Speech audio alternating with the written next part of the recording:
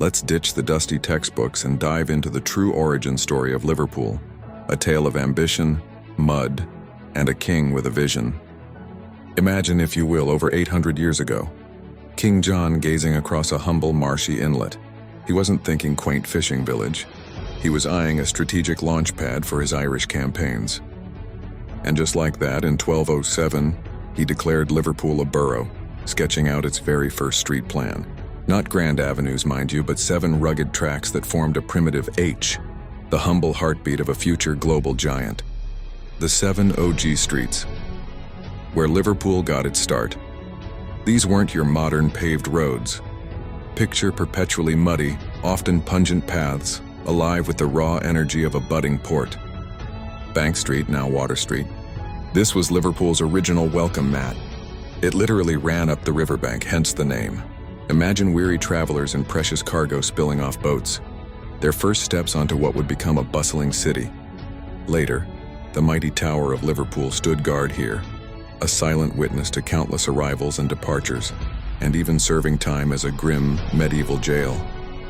Castle Street, the absolute spine of medieval Liverpool. This street led directly to Liverpool Castle, completed around 1235. Think of it as the city's power corridor, where merchants haggled in vibrant markets and the earliest forms of local governance took shape, though it's widened dramatically since its narrow beginnings. Walk along it today and you might just sense the echoes of its powerful past. Chapel Street. Perhaps the very first path ever trod, it led to the modest chapel of St. Mary del Quay. This was where the early Liverpudlians sought spiritual solace, a quiet corner in a town just finding its voice. It reminds us that even amid kingly ambition and burgeoning trade, community and faith were always present. Dale Street. Heading inland, this street plunged into a shallow dale or valley, giving it its name. It was Liverpool's original escape route to the wider world, a vital conduit for goods and news.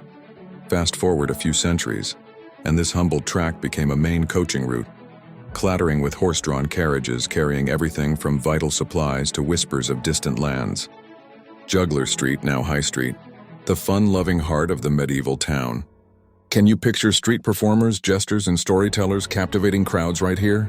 This street was the crossbar of King John's H plan, smack dab in the middle.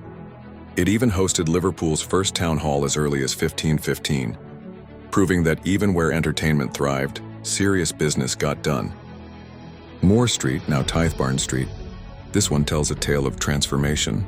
Its original name hints at the marshy open moorland that surrounded the early settlement. But by 1523, it got a new identity, Tithbarn Street, when a tithe barn was built here to collect taxes and farm produce. It's a great example of how Liverpool grew, literally transforming its landscape to support its burgeoning population. Whiteacre Street, now Old Hall Street. Imagine an open acre of newly cleared land. That's the vibe of its original name. This street stretched out from the core settlement, symbolizing Liverpool's outward expansion. As the city boomed, it became a hot address for wealthy merchants escaping the bustling docks, eventually transforming into the sleek business hub it is today, a far cry from its rural roots. So there you have it, the epic origin story of Liverpool's first roads. These weren't just lines on a map. They were the gritty, dynamic stage where a global city began to write its legendary tale.